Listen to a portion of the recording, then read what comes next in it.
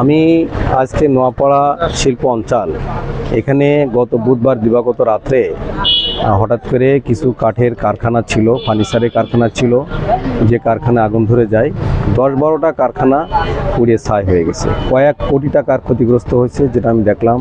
অনেক ছোটোখাটো অনেক মেশিনের ছিল, সেগুলোও পুড়িয়ে শেষ হয়ে গেছে। এখানে প্রায় 1-150 শ্রমিক কাজ করতো।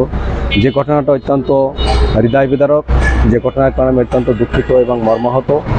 আমি জাতীয় সংসদের সদস্য হিসেবে তাদেরকে বলেছি, আমার সংগঠন বাংলাদেশ জামাত ইসলামের পক্ষ থেকে আর্থিকভাবে এই শ্রমিকদের পাশে বা কারখানার মালিকদের পাশে দাঁড়াবার জন্য যতটুকু সহযোগিতা দরকার আমি ব্যক্তিগতভাবে সংগঠনের মাধ্যমে সেটা চেষ্টা করব, এবং প্রশাসনের যে জায়গাগুলো আছে সেই জায়গাগুলোতে আমি কথা বলে তাদেরকে সহযোগিতা করার আমি চেষ্টা করব।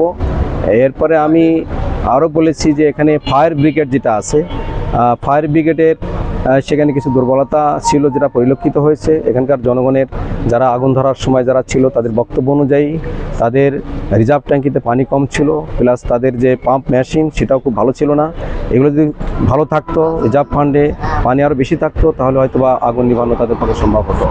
এখানে ফায়ার ব্রিগেডের কিছু ত্রুটি বিচ্যুতি আছে। যাই হোক, সার্বিকভাবে আমি তাদের পাশে দাঁড়াবার জন্য আমি চেষ্টা করবো ইনশাআল্লাহ।